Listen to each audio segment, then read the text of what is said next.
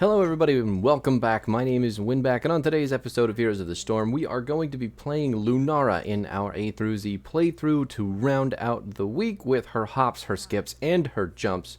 And we're going to be playing the Q build for this character because it's much more interesting and much more fun than her regular build. So we're going to go all fun, all the time, no matter what. Mainly because I'm going to be in the off lane for most of this, but you know, beggars can't be choosers. Anyway, it's a YouTube video, so feel free to like, comment, and subscribe your heart out. And the comps today are going to be Butcher, Lunara, Kira, Junkrat, Tassadar versus Zul'jin, Raynor, KTZ, Alarak, and Phoenix. Looks like we're going to be getting a lot of use out of that greater spell shield. And the build, in case you need it, it's going to be Sentinel Wisp at 1. It's going to be Blossom Swell at 4. 7 is going to be Choking Pollen. 10 will be our Leaping Strike. 13 is going to be Greater Spell Shield. 16 will be the Accelerated Contamination. And then 20 is going to be either the Intensifying Toxin or the Galloping Gate. Now, all that being said, Lunara, if you're not familiar with her abilities, all of her damage is mostly over time, but with this build you can get some pretty ridiculous burst damage, and it is a lot of fun. I will not lie to you. The only reason that I think Lunara is still attractive as a character is because of this build. The other one is just so incredibly boring, and you're just all about scaling, and it feels bad, man. It just feels super bad.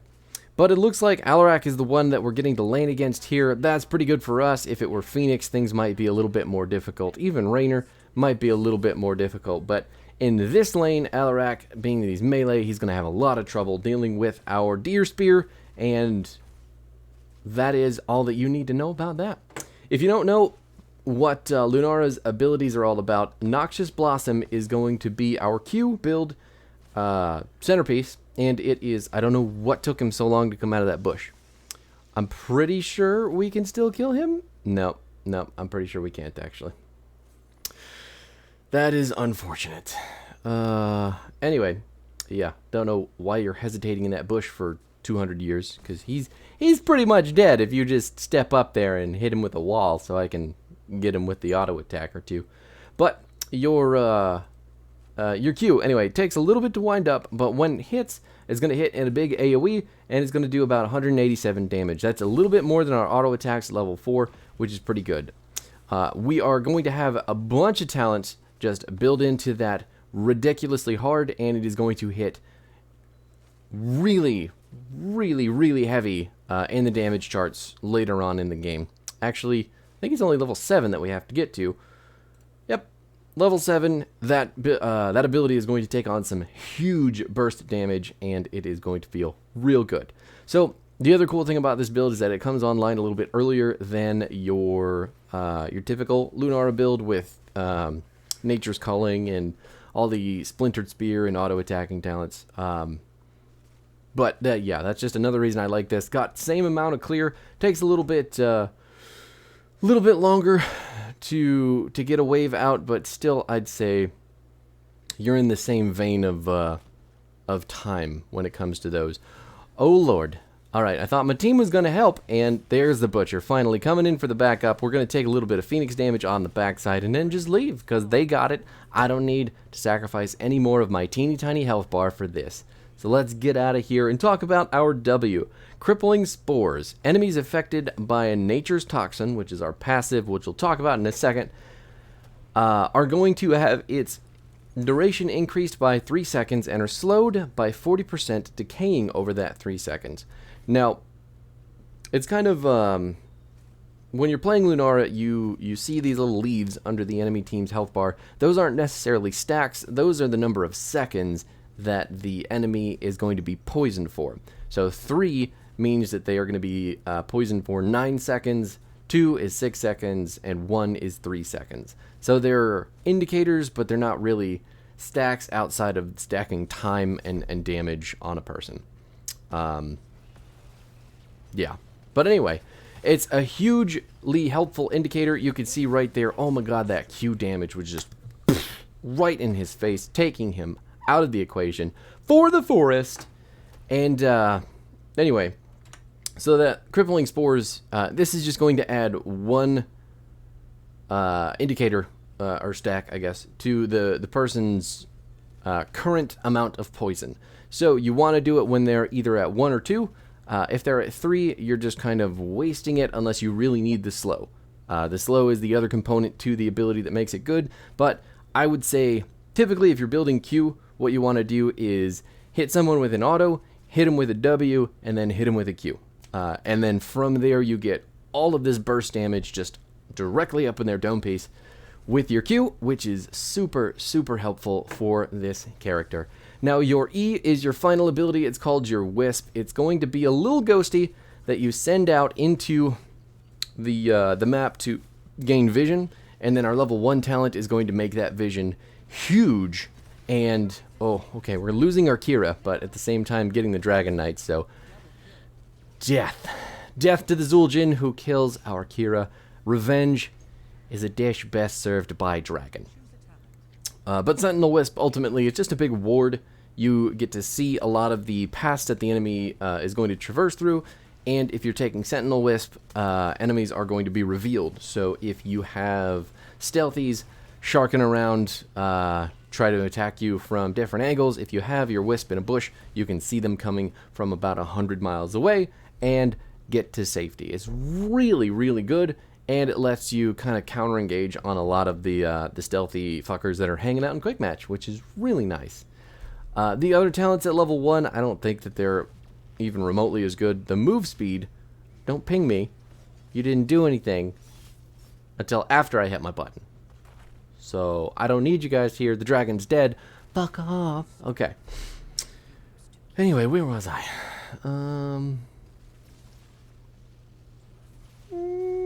Nope, it's gone. The thought has eluded me again. I don't know what you guys are doing here. Go do something else. The bottom lane looks pretty rough. Thank you. Now, our final ability, well, I guess our trait. I did mention it to you, but Lunara's basic attacks and damaging abilities are going to poison the target, dealing 55 damage a second for 3 seconds. Every additional application is going to increase that up to a maximum of 9 seconds, which is those 3 little indicators under those health bars. Now, the ultimates for Lunara, one of them is going to be really high impact, super playmaking, really, really fun ability, and the other one is Thornwood Vine. So we've got Leaping Strike. We're going to get 2 charges of this ability on a 20-second cooldown per charge. We're going to leap over an enemy, slowing them by 80% for a very tiny amount of time, and we're going to deal 434 damage. That also applies our trait, but usually what you're going to do with the Leaping Strike is pick a target, jump on them again, and then they'll probably be dead because you only really want to jump on fairly low health targets.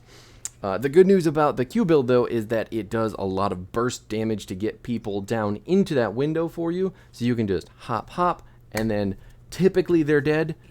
If they're not dead, you can hit another W, reset them, some of those poison stacks, and they should most likely die.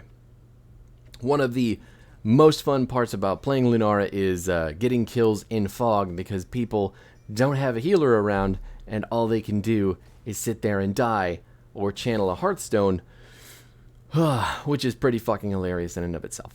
So your talents on Lunara are pretty easy to pick out, especially with this build.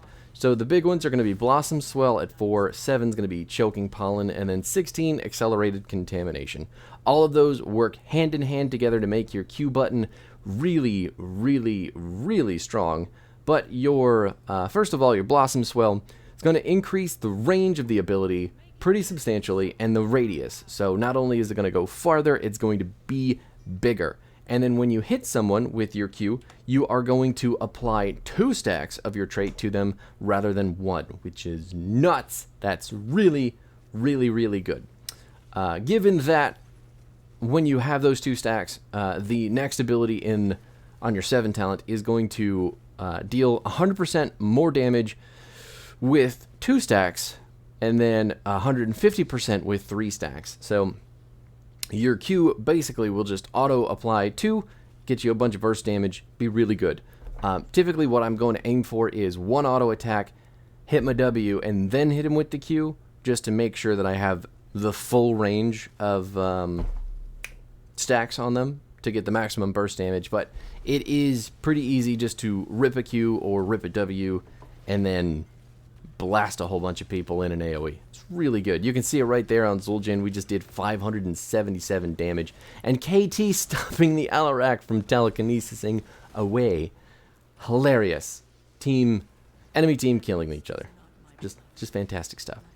Now, the 16 talent accelerated contamination, we're going to reduce the mana cost to 40, and while at least one enemy hero is afflicted by nature's toxin, Noxious Blossom's cooldown is going to recharge 75% quicker. So it's an 8-second cooldown, so I'm going to assume that's 3 seconds off of the top, so it's a 5-second cooldown instead of an 8-second cooldown, as long as we've got our passive going on people, which is really easy to apply.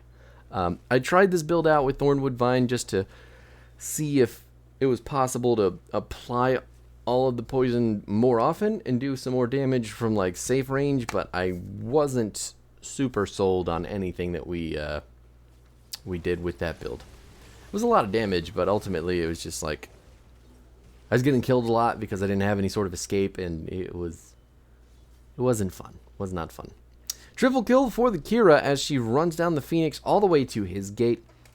The other big talents on Lunara that are going to be pretty important, your 20 with the intensifying toxin is going to help that ability do more damage to fully stacked enemies. So if you manage to hit somebody with your Q and your W or an auto attack or whatever, I mean, they're going to be maximum stacks like that, and you will get so much damage just repeating on them over 9 seconds, and then you can just reapply it, keep doing it. It's like fucking crazy how much damage that you can rack up. Even though it's all over time, it does hurt. I promise you. You'll see those numbers drop really quick. But as far as defensive talents and everything go for this character, we've got Sentinel Wisp at 1. I explained to you why that's good. And then your 13 really depends on what you're playing into. Since we've got that KT and the Alarak and the Phoenix on the other team, I want to have the Greater Spell Shield to block a lot of that damage. KT combos hurt really bad, so do Alarak combos really, really bad. So having that 75 spell armor up is going to make those combos hurt a lot less, and is going to make us a lot more survivable. If it weren't for those two big guys right there, we'd probably take something. Maybe it could have gotten away with Abolish Magic too, with the KT combo there. That would have been really helpful. But anyway, that's a cleanse on a damage dealer, which is pretty fucking nuts if you think about it. And then let's see. The Let Them Wither is the other talent this tier that I think is really strong. So if you're playing into a bunch of auto attackers, or you're playing into a lot of people who kind of need to run you down and auto attack you, Let Them Wither gives you the slow on your W is going to be longer, and it's not going to decay. So it's going to be a 4-second 40% slow, making it impossible for people to get anywhere near you, and you can just kite them to death. Looks like Alarak is going to die again, getting the Starwood Spear in... No, not Starwood. The Leaping Strike directly into his dome. And we've got another huge wall from the Tassadar to block people in. I didn't get any of those kills because, fuck me, I'm just a little old deer, but whatever. At least they're dead, I guess. Something about Lunara is... You can't really secure kills with this character, I feel like, outside of your Q and your Leaping Strike. So the sad part of it is that a lot of the other assassins on your team are just going to make it happen. Gonna get him one more auto attack, and then watch him die. And then he immediately respawns, hits me with the Cryoblast, and is going to combo me to death. Wow, he was really upset. He was really upset that I lived that long. So the game's over. Nothing else that we need to do there, and I probably threw away the MVP getting that KT kill and not killing the core. Ooh. Definitely did. Yeah, definitely gave it away. Best in game. Then again, I did have to spend like 900 years in the off lane pushing and soaking, so I guess that's whatever. You deserve it. You got a couple big multi-kills and you did a lot of damage, and that's fine. Anyway, the build again, in case you need it, it's going to be Sentinel Wisp, Blossom Swell, Choking Pollen, Leaping Strike, Greater Spell Shield, Accelerated Contamination, and Intensifying Toxin. The toxins are intense. Looks like a whole bunch of people on my team didn't pick their 20s, which is just the kind of player that you know you're playing with, right? You know, it's control, and then you pick a talent with the 1, 2, 3, 4, or 5 keys. That's how that works.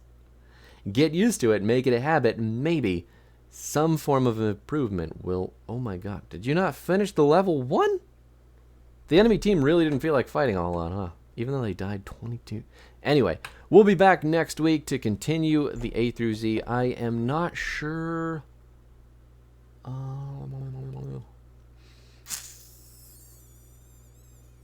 LM. There's not anybody left after Lunara, right? We'll figure that out next week. I won't take any more of this time to talk about that. Actually, I won't take any more time at all. Goodbye.